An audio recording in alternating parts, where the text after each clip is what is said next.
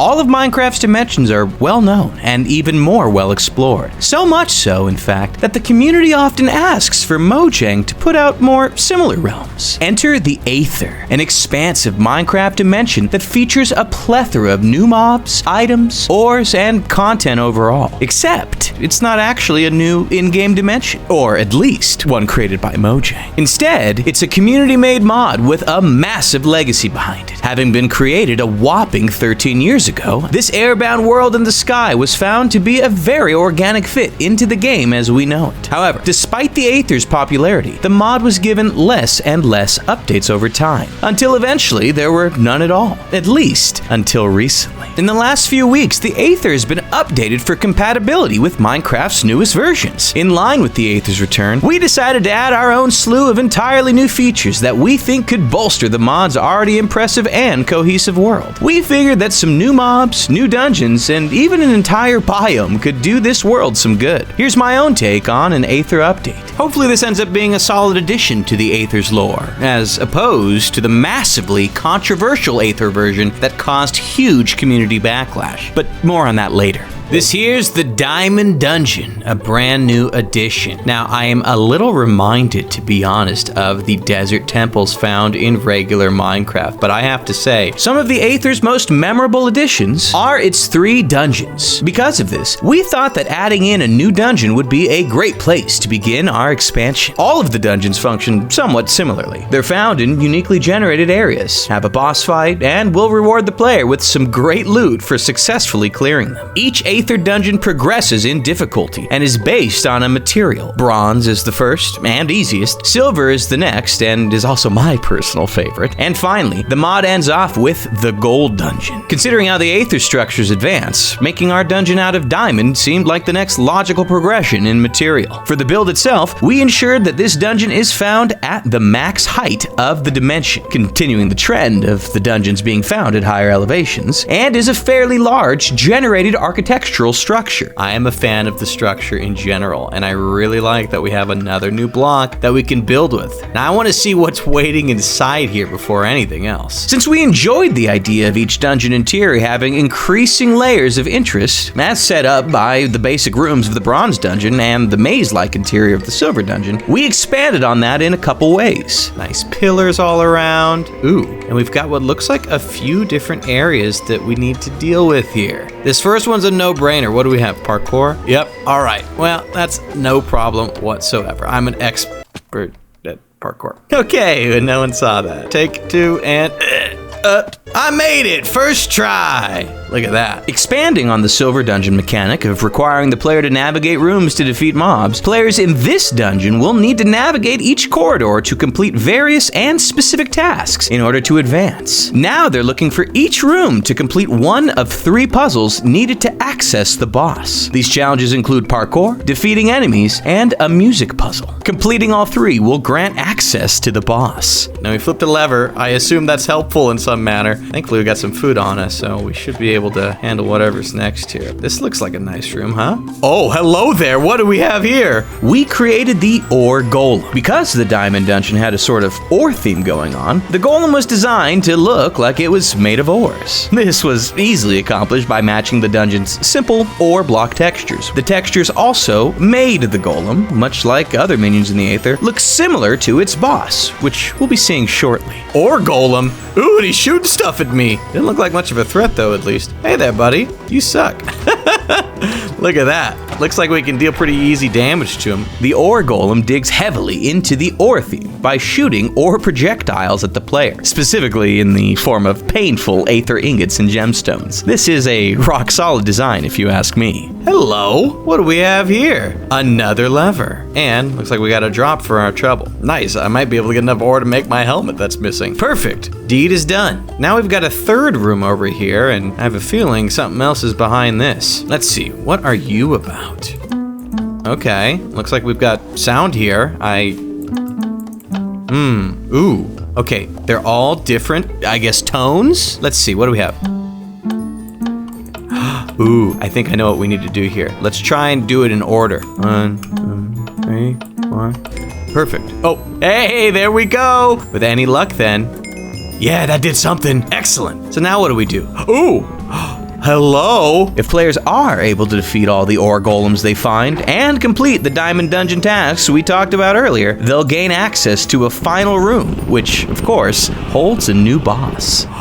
There he is. Look at him down there. Oh boy, that's the new boss. But before we dive into the boss, did you know that the Aether actually had a massive controversy surrounding it? We broke down the mod's history and the major community backlash caused by this controversy on our new channel, Crafting History. If a dive into the deep history of Minecraft topics interests you, check out Crafting History. But for now, we should get back to that Diamond Dungeon boss. In designing the Diamond Dungeon boss, we took a look at the other Aether bosses. Like their minion counterparts, each boss is pretty straightforward in their design, matching their minions and surrounding environment. However, they're also different enough so as to be very distinct from their minions. All this resulted in us creating the Orb, a living, compact sphere of ores, which would surely occupy an ore-filled dungeon that's filled with living rock golems. Let me go ahead and heal up in the meanwhile. I don't know what kind of battle's necessarily awaiting us here, but I'm gonna be ready for it. Yeah! Hello? I can't damage him. What's going on? You got me. Oh, wait. Oh, a boss bar appeared. Hold on. What is that about? Oh, I can damage him. Look. Sometimes, it seems. It doesn't look like it always works. Okay. Oh, hello? Oh, I see. Look at that. The orb, like its ore golems, shoots gemstones at the player. Lots of gemstones. With this in mind, we gave the orb a unique movement pattern, since we figured that, like the slider, a non-humanoid would probably have an interesting means of getting around. So it teleports all around. Interesting. Well, I'm glad I have a lot of food on me. I have a feeling I'm gonna need more of it. Let's try and dodge these in the meanwhile, huh? There we go. And then when he teleports, yeah! This boss, like the Sun Spirit, has a weakness. After teleporting, the orb enters a vulnerable state, taking time to rematerialize itself and its armor once again. Players could then take full advantage of the orb's damageable state by using pickaxes and explosions on it. We can just hit and run. Avoid all these projectiles as often as we can. There we go, got another one. I think I found the right dance here. As long as we keep moving, keep it steady. While he's shooting, we are eating. Hopefully I can stay on top of it. Now's our chance. There we go. He didn't actually have that much health after all. And actually, I think I could be sneaky. Look at that. Yeah, I'm hiding behind the pillar. Perfect. There we go. Look. Well, it doesn't always work, it seems. There we go. Oh, hello. Half health down. Ooh, we've got some company now. Players should still be careful as they enter into this fight's second phase, where the boss spawns in several ore golems at half health. Well, oh, they're all attacking. Okay. Well, you gotta go then after all. You need to guide. Thank you. Handle. Oh no, my health is getting really low. Heal, heal, heal, quick. Oh no. Okay, we gotta go. We're almost out of food, actually. Not what I had in mind. We need to, there we go. Oh, there we go. Okay, minions have been taken care of. Now we just need to deal the rest of the damage in between his teleports. Oh man, we're down to our last bits of food. In fact, I'm practically fresh out. I only have one more piece left. We need to be very careful doing this final dance. Keep on moving about. He teleported again. I think it's gonna come down to the wire, guys. There we go. There we go. There we go. Now I can see where the projectiles are coming from and time them a little bit better. Oh boy. Get him. I think we get him. Oh no, don't tell me he's on his last little sliver of health. Boom. Taken care of. And look at this. After a few more targeted attacks, we find a defeated orb and a diamond key, which can be used to obtain a new loot item. We got, a diamond key. I think I know what this is for. Check it out. What do we have here? All sorts of goodies. Certainly could have used more shards than that. I used a whole stack just taking this guy out. Well, I guess we got some ore here. And as far as I know, these other items were already in the Aether, but one item that wasn't is the Origami Pickaxe. Players may be delighted to find the new Origami Pickaxe, inspired by themed items obtained from the other dungeons. Finely crafted and folded thousands of times to become the most dense and powerful pickaxe in the Aether. No, and it's also a pun. Origami, folded metal, origami. You get it. Look at this guy. Why don't we try out this new pickaxe with some of these Well, if we try with some ores that don't float directly into the sky, we should have some better luck. So with a holy stone pickaxe, a regular one, we got 1 Zanite gemstone for that. But if we instead use the origami pickaxe to mine this ore, with this ultra folded pickaxe, the bar has been raised in what players can mine, for how long, and how quickly. We should be getting our hands on way more. 7 gemstones from that. It can precisely mine ores to cut them up perfectly, giving the player a level of fortune never before seen in Minecraft or the Aether. Incredible. The Aether has an alien landscape that is just as equally breathtaking and unusual as it is believable. Despite that, we felt as though more variety could be added in the form of a new biome. Therefore, we introduced the brand new Shattered Spikes biome, a rocky wasteland with a stark contrast to the Aether's other biomes. Here, players will find deep reds, dark stones, and eye-catching crag formations that might serve as the materials for a new home base. Now, I've actually set up a home base area in this brand new biome area. Check this out. This is the new Shattered Spikes biome. Look at the terrain generation here is something else. Pretty stark difference compared to what we usually see within the Aether. And it looks as though we still have some innocent creatures that spawn in from time to time. But there's also a nasty one that I imagine we'll see very soon. Any new biome wouldn't be complete without an inhabitant to occupy it. We created the Rock, spelled R-O-K, to match the unique spelling of air within the Aether. We had to keep in mind that our new Shattered Spikes biome was unique. It was much rockier and ore-themed, similar to our diamond dungeon. Are you noticing a pattern? It had to look like it belonged in the Shattered Spikes without blending into it. Yeah, look, I think it's right there. Check it out. This is the new mob, the Rock. Oh boy, I was gonna say, what have you been cooking? But it looks like he's been doing something dirty. Oh, I don't know what it is. Look at this guy. Oh boy! The Rock challenges players with a unique take on its overworld counterpart's ability. The Blaze shoots a flurry of fire. The Rock shoots dirt projectiles. While it may seem like dirt is not nearly as dangerous as a fireball, taking a good hit or two from these projectiles would not only inconvenience the player in a fight, but potentially could send them falling down towards the overworld. If you choose to settle down in the Shattered Spikes, just be sure to put up some fences and you should be good. Hopefully. Well, he looks like a blaze, but he's made entirely of dirt and stone. Aye, and he does melee attacks. Not today, Junior. Maintain distance, all right? And his projectiles. He must have dirt in his eyes as well, because he was not able to hit me 1 iota. What you made of, my friend? Aye, okay. Well, it's got pushback, and, you know, we're on, like, floating islands and stuff, so not a problem. Little did he... Okay, all right. Well, now you're messing with the wrong one, all right? Well, maybe we try something a little different, huh? How about a quick detour to get ready for this guy? What you're looking at here is a new gemstone that's been added, known as Arium, and you're gonna want to get your hands on a bunch of it. We nestled an ore material right between gravitite and arcanium that'd be based on clouds, known as the Arium ore, because of the frequent cloud and air, again spelled A-E-R, theme that appears naturally and frequently throughout the Aether. We found that giving our ore a fluffy, cloud-like texture thematically fit these floating islands pretty well. Our added Arium can be smelted into Arium gemstones that can be crafted into a variety of special tools and armor, granting them higher jumps and slower falls. Check this out. Boom. Putting all these goodies on, and now look at us. We've got jump boost and slow falling, but also because we can use it to make some exciting new weaponry and tools. I have a feeling this sword we've got here is going to be quite useful in taking on that rock. But for now, check out how this pickaxe works. Boom.